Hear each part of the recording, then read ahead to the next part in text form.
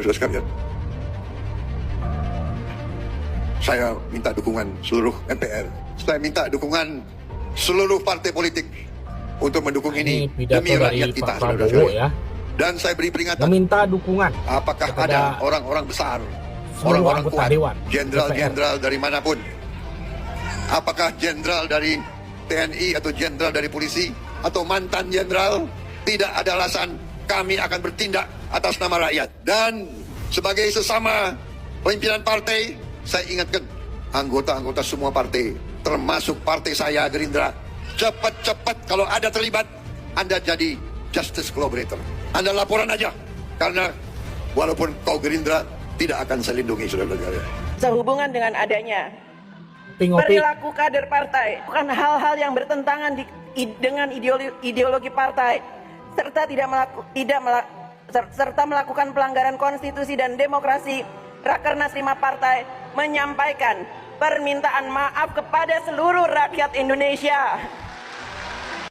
RUU perampasan aset itu adalah aspirasi yang paling kencang disuarakan oleh ini semua penjelasan dari Pak Mahfud MD ya, mantan Menteri Polhukam, sebelum ini saya bertemu bahwasanya RUU perampasan aset ini sudah diajukan, sudah dibuat dari zaman Pak Jokowi pun ya, tetapi mandek di DPR. Ketika kita mendengar Pak Prabowo sudah menyampaikan jalan keluar yang baik tadi, lalu harus diikuti dengan langkah-langkah yang cepat berikutnya. Apa itu? Satu, pengesahan rancangan undang-undang perampasan aset. Karena dulu undang-undang perampasan aset itu sudah lama di DPR dan sudah jadi dalam pembahasan di tingkat 1, tinggal dibawa ke paripurna.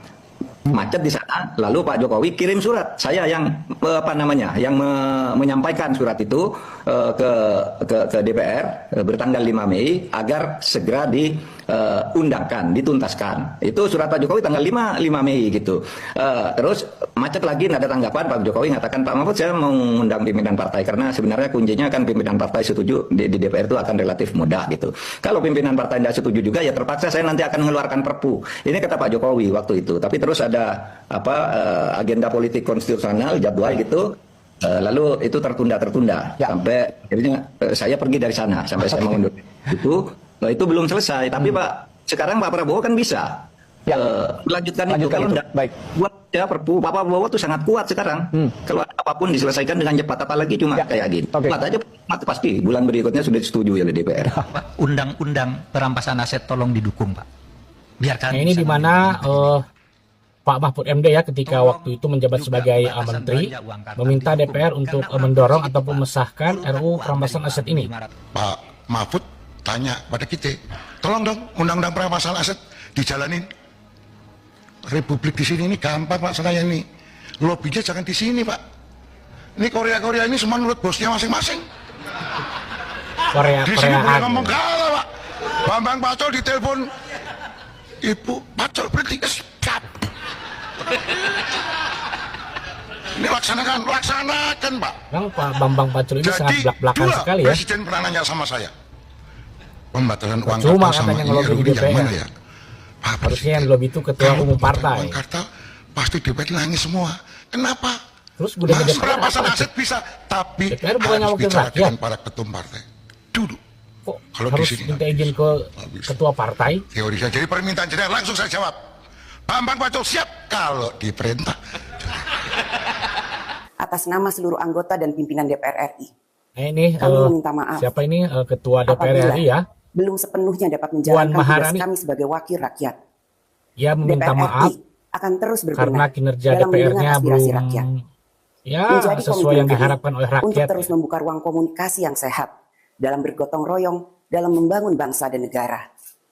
Kita bersama harus selalu mawas diri, harus selalu bekerja keras, dan harus selalu berdoa agar ke depan insiden dan tragedi seperti ini tidak terjadi kembali dan tidak pernah terjadi lagi. Nah, tidak ketinggalan nih Gubernur Jawa Barat Kang Deddy Mulyadi.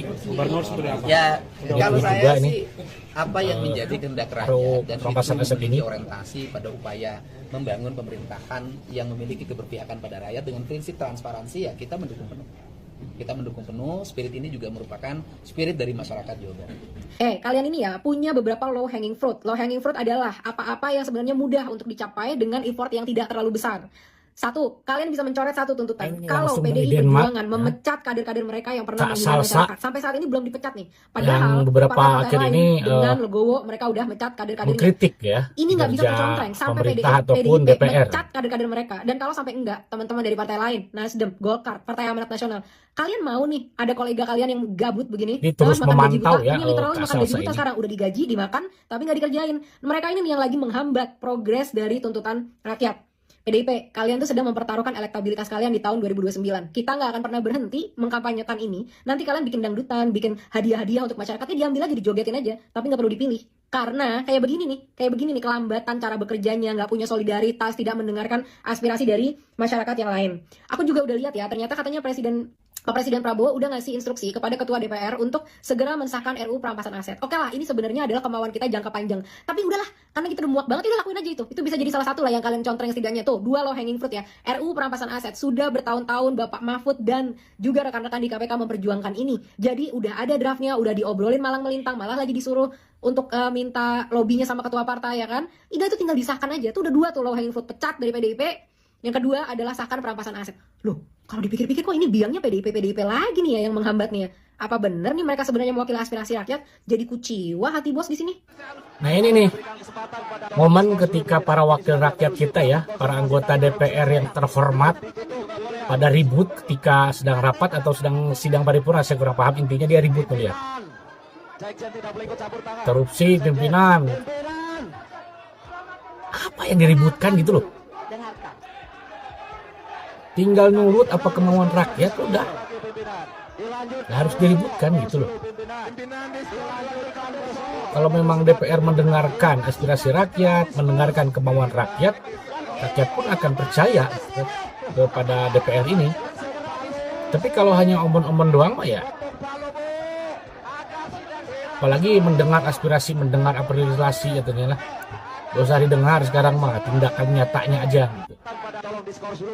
Dari dulu perasaan mendengar mulu, langsung aja kerjakan gitu loh apa kemauan rakyat.